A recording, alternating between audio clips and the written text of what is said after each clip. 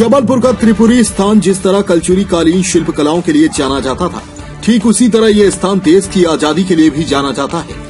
जबलपुर के तिलवारा घाट के पास स्थित त्रिपुरी में वर्ष 1939 में कांग्रेस का 52वां अधिवेशन आयोजित किया गया था। इस अधिवेशन में देश के तमाम नेता शामिल हुए थे, जिसमें आजाद हिंद फौज के संस्थापक नेताजी सुभाष चंद्र बोस भी शामिल थे। त्रिपुरी कांग्रेस के इस अधिवेशन में सुभाष चंद्र बोस को राष्ट्रीय कांग्रेस का अध्यक्ष चुना गया था। सुभाष चंद्र बोस ने महात्मा गांधी के प्रतिनिधि पट्टाभी सीतारमैया को 203 वोटों से हराया था। नेताजी की इस जीत के बाद महात्मा गांधी दुखी हो गए थे। हालांकि बाद में महात्मा गांधी के दुखी होने के बाद नेताजी ने अध्यक्ष पद से इस्तीफा दे दिया था। नेताजी सुभाष चंद्र की जीत के बाद जबलपुर के लोगों ने 52 हाथियों के रथ पर नेताजी का जुलूस निकाला था। जीत के इस जुलूस में नेताजी शामिल नहीं हुए थे, लेकिन लोगों ने उनका आदमकद फोटो रथ पर रखकर कमानिया गेट से त्रिपुरी तक जुलूस निकाला था।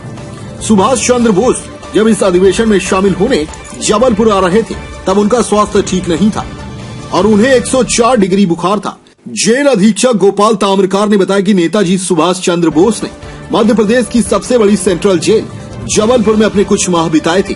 नेताजी सुभाष चंद्र बोस को अंग्रेजों ने इसी जेल में 22 दिसंबर 1931 से लेकर 16 जुलाई 1932 और 18 फरवरी 1933 से 22 फरवरी 1933 तक जेल में कैद करके रखा था। 23 जनवरी 2021 नेताजी सुभाष चंद्र बोस जी की 125वीं जयंती, जो केंद्र शासन के आदेश से पराक्रम दिवस के रूप में पूरे देश में मनाई जा रही है।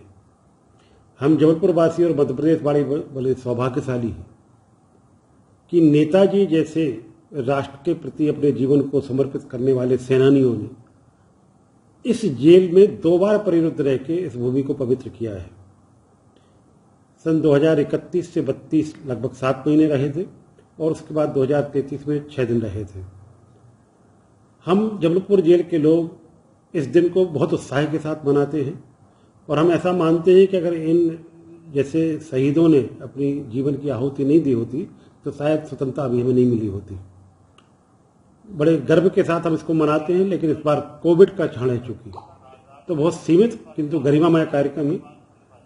कल इस प्रदेश के यशस्वी मुख्यमंत्री, जिन्हें इस बात का भी श्रेय प्राप्त है कि उन्होंने 13 जून 2007 को इस जेल का नामकरण नेताजी सुभाष चंद्र बोस केंद्रीय जेल जबलपुर किया था।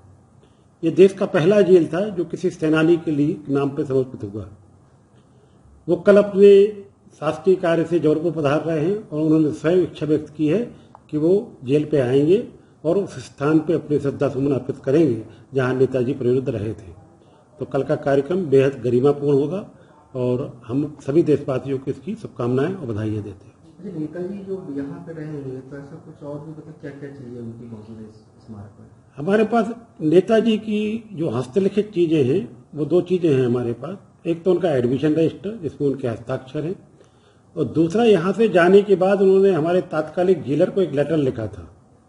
ये 2 चीजें हमारे पास हैं जो हम बहुत सहेज के रखे हैं और उनको हमने एक म्यूजियम के रूप में जो डेवलप किया है बैरिक, जहाँ वो रहते थे, वहाँ उनको लगाया भी है। और अंग्रेजों के ज़माने में जो यातनाओं देने के साधन थे वो भी हमने वहाँ डिस्प्ले किए हैं, जो आज वो यातनाएं जो अमानवीय थी अब जेलों में नहीं दी जाती। अब जेल सुधारगृह की ओर बढ़ रहे हैं।